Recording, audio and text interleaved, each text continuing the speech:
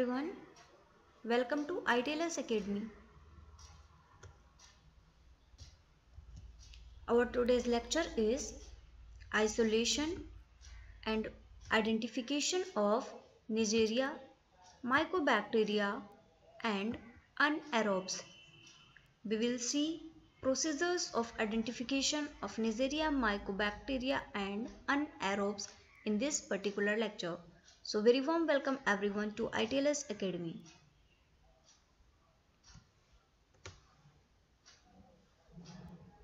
First of all, we will see what are the objectives of this test.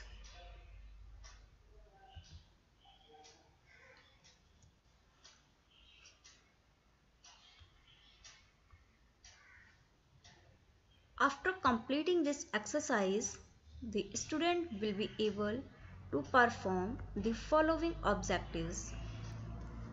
First one is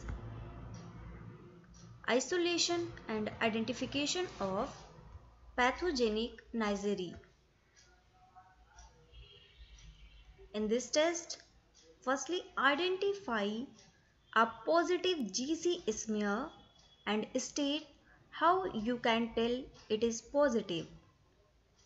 And next, identify an organism as Neisseria gonorrhoeae or Neisseria meningitidis and state the reason why when it is seen growing on Amtium chocolate agar with a taxo N or oxidase disc and in CTA glucose, CTA maltose and CTA sucrose media.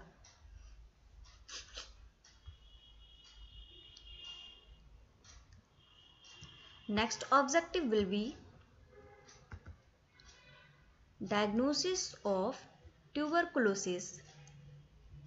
In this objective, we will identify a positive acid fast strain and state how you can tell it is positive and recognize granuloma when shown a slide of a tuberculoid organ.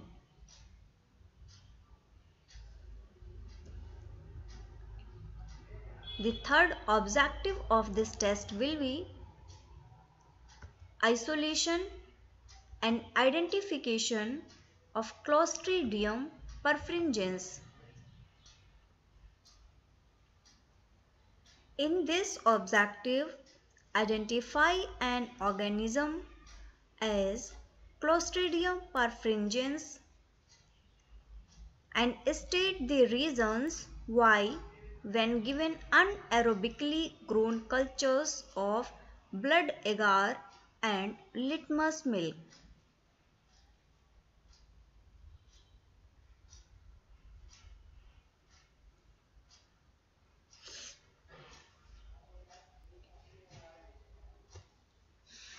Okay, so we have seen the objectives of this test. Now we will see isolation of each organism one by one. So first of all we will see isolation and identification of Neisseria gonorrhoeae.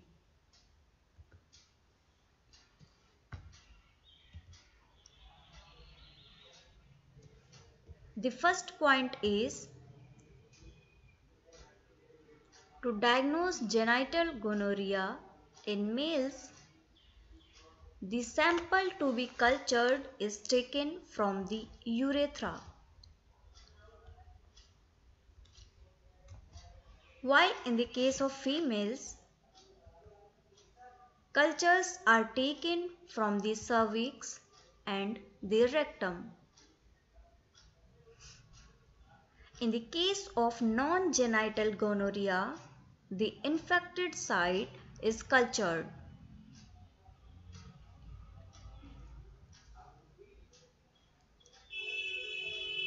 Second point in isolation is the gonococcus requires an enriched medium with increased carbon dioxide tension for growth. They are usually cultured on modified Thaler Martin, that is MTM chocolate agar media. MTM chocolate agar is selective for pathogenic Neisseria. The medium contains enrichment factors to promote the growth of gonococci.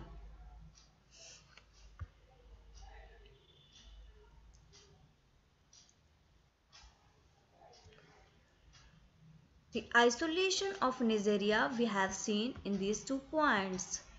Now we will see how we can do identification of Neisseria gonorrhoeae. So very first point in identification is oxidase test. In oxidase test, all Neisseria are oxidase positive. All will be oxidase positive.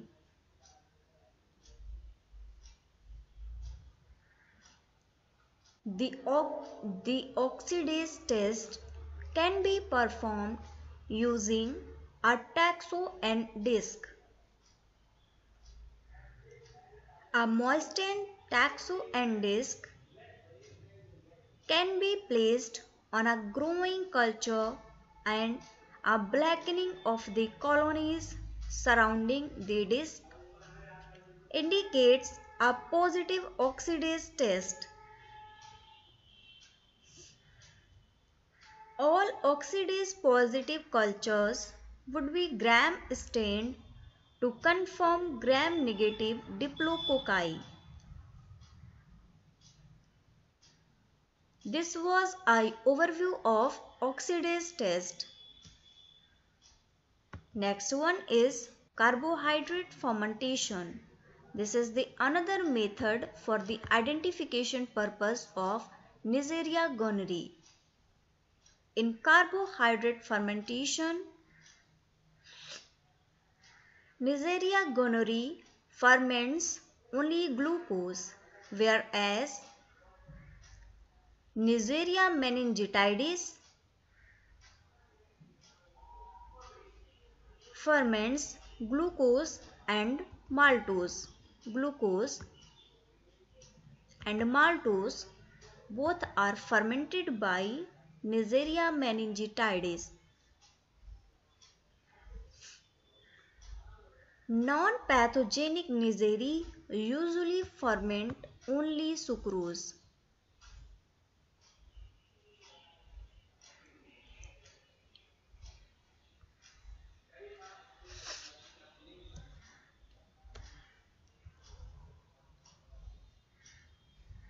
So we have seen isolation of Neisseria gonorrhoeae.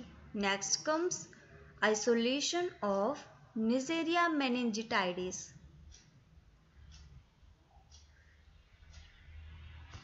So let's see the procedure for the isolation and identification of Neisseria meningitidis. So very first point in isolation is to isolate Neisseria meningitidis. Cultures are taken from the nasopharynx, blood or cerebrospinal fluid, or we can say in short it is cerebrospinal fluid, that is CSF. And also we can take cultures from the skin lesions.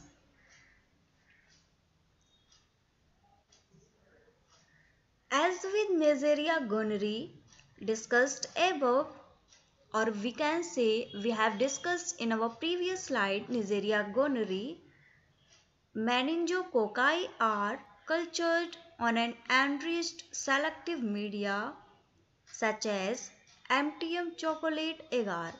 We have seen in the last slide MTM chocolate agar, that is modified Thaler Martin or MTM chocolate agar media. So this is also used in the case of Neisseria meningitidis. and these are grown under increased carbon dioxide tension. You can say here increased CO2 is a main characteristic for the growth.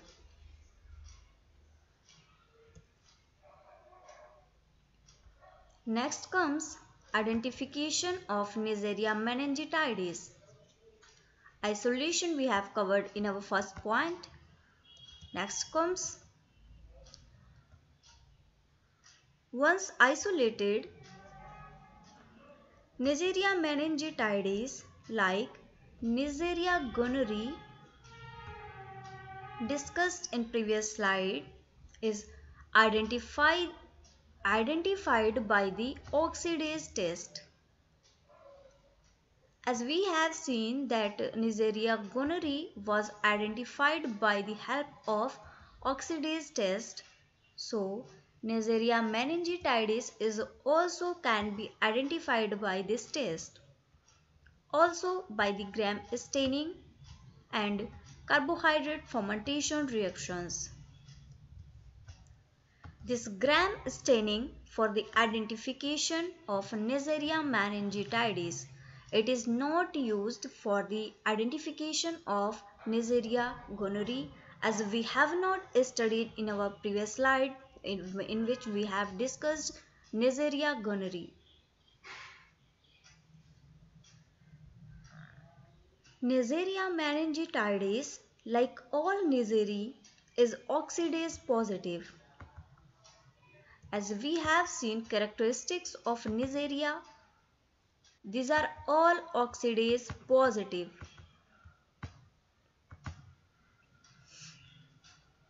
And it also appears in a Gram stain as Gram negative diplococci. We can say these are Gram negative diplococci.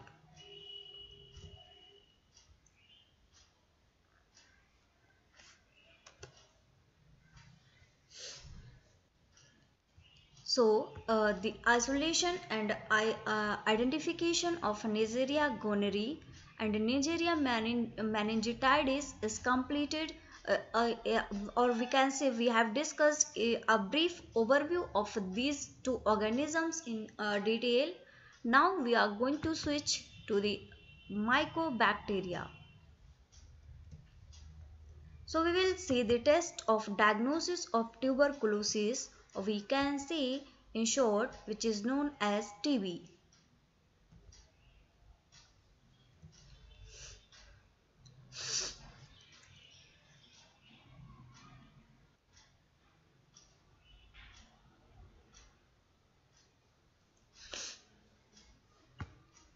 So the first point is presumptive test for tuberculosis.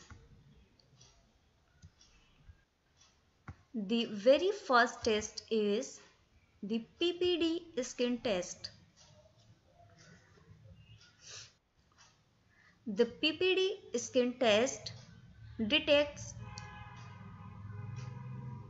delayed hypersensitivity to purified protein from the cell wall of Mycobacterium tuberculosis.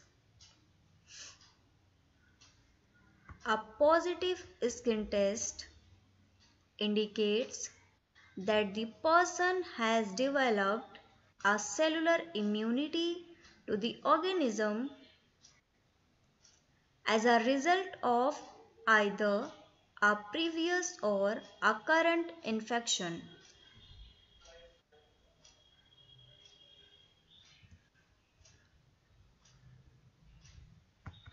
Next test is chest X-ray.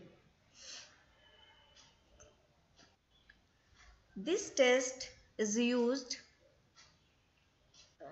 to detect confluent granuloma formation in the lungs, which could be a result of past or present infection with tuberculosis or with some other pulmonary infection that may be mistaken for tuberculosis.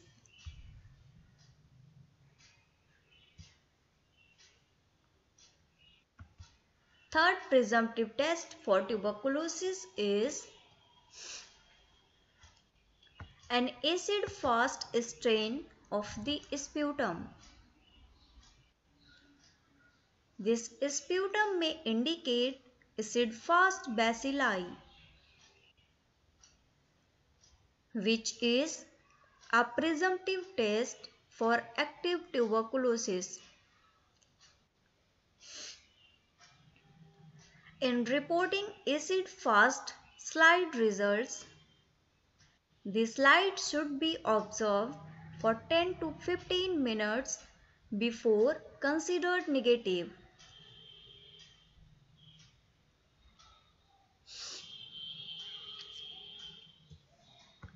After these tests, we have to confirm the tuberculosis, either it is positive or the test is negative. So, our second point is confirmation of active tuberculosis. The point is active tuberculosis is confirmed by culturing the organism. Here, sputum is usually treated with sodium hydroxide, that is NaOH,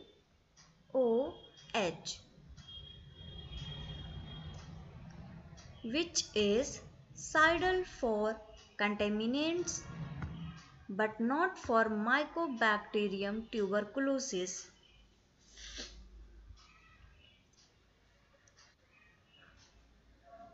After this, the liquefied sputum is then neutralized, centrifuged, and the sediment is inoculated onto special enrichment media such as Lowenstein-Janssen agar slants and Middlebrook agar.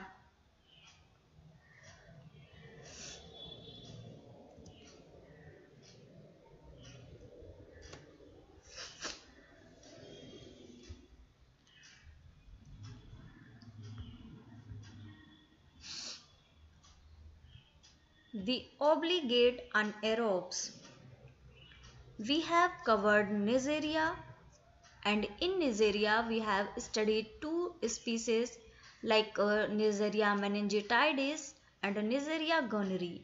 After that we have discussed Mycobacterium tuberculosis, and this is our third organism, that is obligate anaerobes. We will see in details these organisms.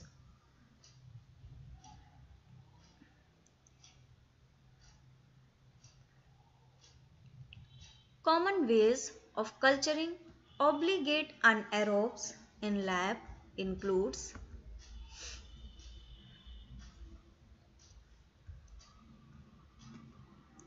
first is brewer anaerobic jar with gas pack.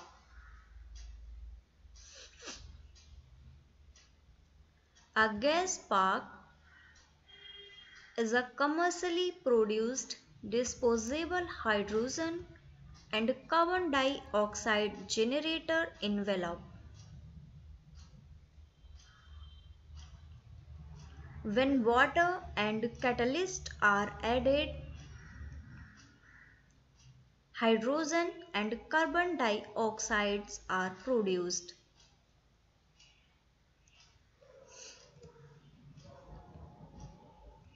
Point 2 is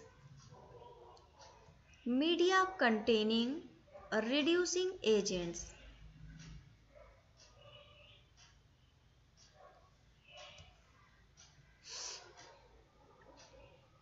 Media such as thioglycolate medium and anaerobic agar contain chemicals which function as reducing agents.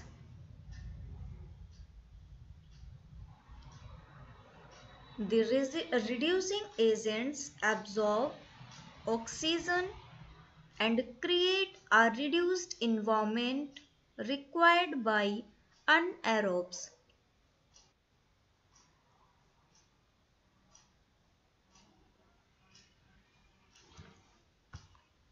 Third point in the obligate anaerobes culturing procedure is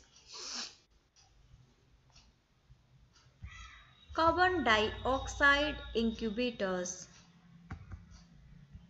or in short it is CO2 incubator. Carbon dioxide incubators are frequently used to culture anaerobes.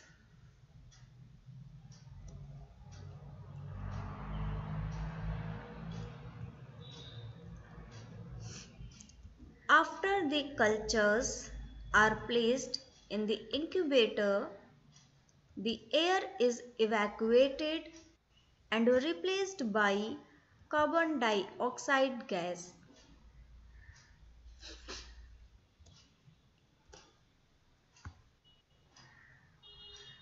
We have discussed all the three organisms in detail. We have seen the characteristics, their isolation and identification procedures. Now final is procedure for the isolation and identification. We are going to see procedure step by step which we have to perform in lab.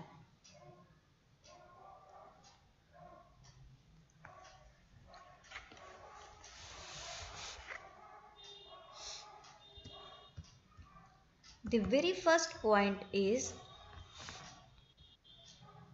Neisseria gonorrhoeae and Neisseria meningitidis. For these two organisms, observe the following demonstrations.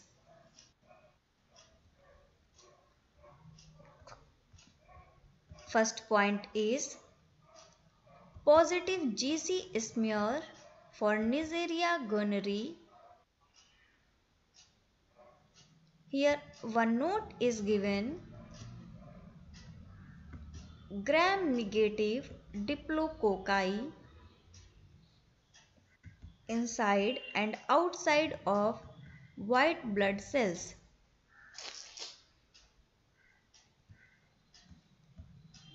Point 2 is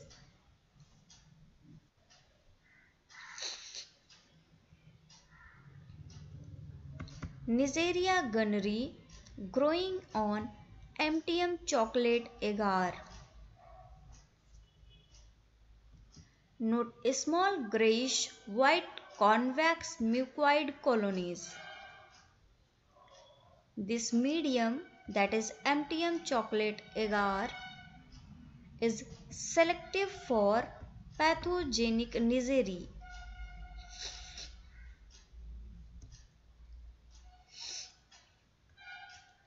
Third point is positive oxidase test for Neisseria gonorrhoeae using a taxo-N or oxidase disc. Note oxidase positive or black colonies around the taxo-N disc.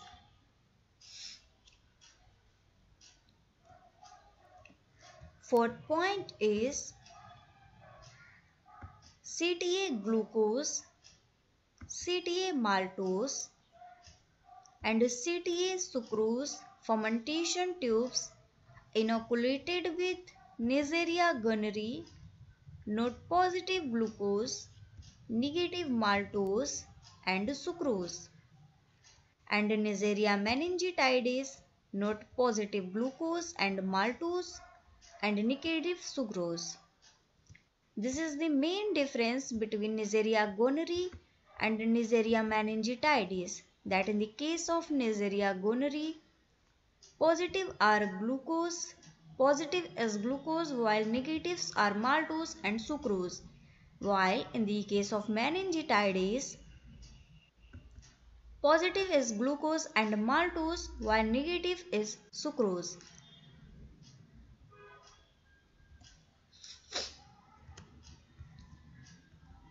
So that was procedure for the Neisseria. Next comes procedure for Mycobacteria. Observe the following demonstrations. The very first point is positive acid-fast stain of the sputum from a person with active tuberculosis. Note acid-fast rods or red cells. You must look carefully for the reddish acid-fast rods in the microscopic field. All other materials in the sputum will pick up the blue counter stain.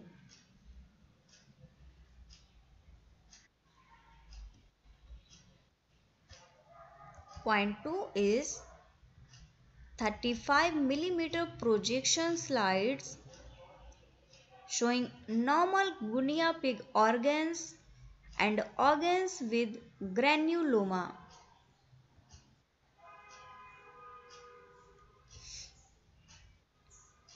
In the third step,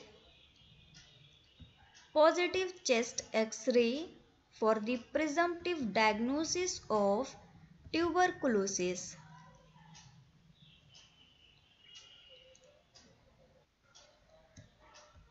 The fourth point is prepare an acid-fast stain of Mycobacterium phalli in the Ziehl-Neelsen method.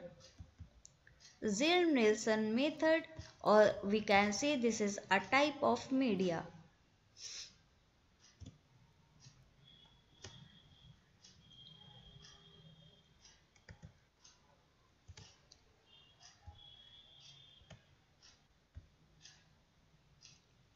We are going to see detail in this is the fourth point, and we are going to see its procedure in detail. We will see Ziehl-Neelsen method in detail. So the first point is heat fix a smear of the sample of Mycobacterium phalli on a new glass slide. Point 2 is cover the smear with a piece of blotting paper and flood with carbamazepine.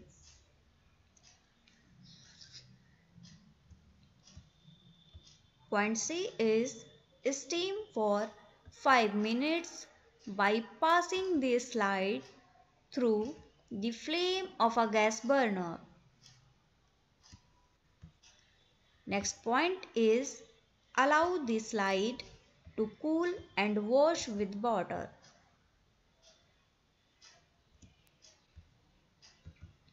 Point E is the add the acid alcohol decolorizing slowly dropwise until the dye no longer runs off from the smear.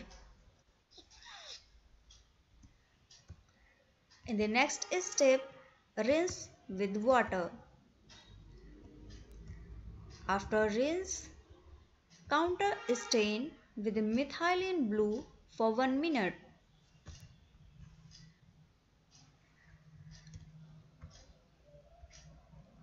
After counter stain, wash with water, blow dry and observe using oil immersion microscopy. And after washing, repeat using Staphylococcus aureus. At last, acid-fast bacteria will appear red and non-acid-fast will appear blue.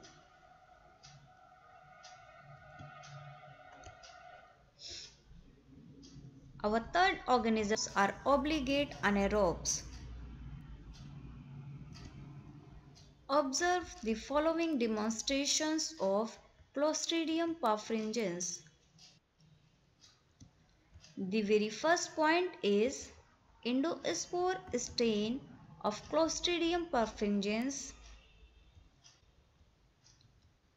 Next point is blood agar plate of Clostridium perfringens grown anaerobically.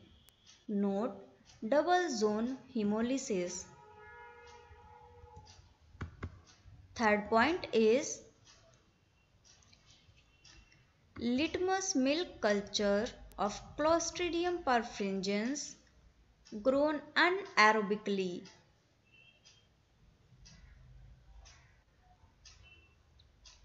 Note stormy fermentation of milk to show how special techniques such as media with reducing agents must be used to culture anaerobes. Inoculate the following media with Clostridium sporogenes and incubate at 37 degrees centigrade. After incubation, nutrient broth, and after that thioglycolate medium.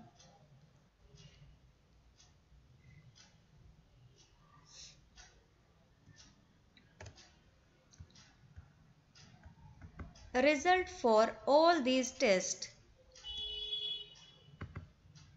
Very first result is Neisseria gonorrhoeae and Neisseria meningitis test result.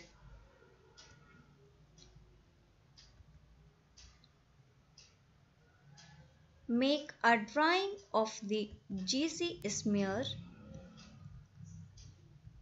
noting the Gram reaction and arrangement of the bacteria and their association with the white blood cells. For the result of Mycobacterium tuberculosis, make a drawing of the acid fast strain, while in the case of Neisseria it was GC smear. Noting the acid fast reaction, while in the case of Neisseria we have noted the Gram reaction and shape of the acid fast bacteria. For the results of the obligate anaerobes, blood agar for the anaerobically grown, litmus milk, this is litmus for the anaerobically grown, and observe the tubes of nutrient broth and thioglycolate medium. This is litmus milk. So thank you very much guys for watching this session. Follow ITLS Academy on Instagram, Facebook, Twitter, YouTube, WhatsApp and LinkedIn. For latest updates and videos, subscribe ITLS Academy and get it on Google Play Store. Thank you for watching. You can like, share and subscribe ITLS Academy. For any helpline or query, you can call us on 7080-833-450, or you can also reach us on www.itlsacademy.com. Thank you very much.